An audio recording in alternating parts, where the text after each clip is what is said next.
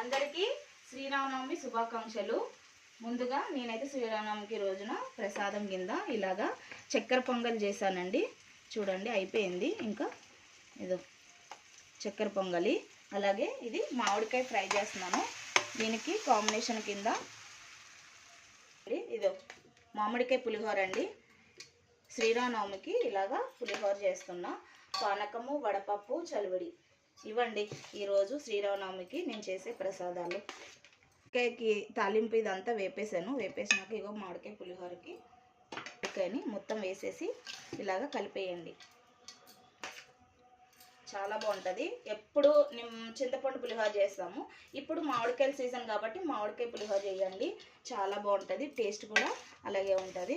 మామిడికాయ పులిహోర అంటే ఎంతమందికి ఇష్టమో కామెంట్ చేయండి. అలాగే మన ఛానల్ ఫస్ట్ టైం చూసిన వాళ్ళు ఎవరైనా కానీ లైక్ చేయండి, షేర్ చేయండి, కామెంట్ చేయండి. ఈ వీడియో నాకు నచ్చినట్టు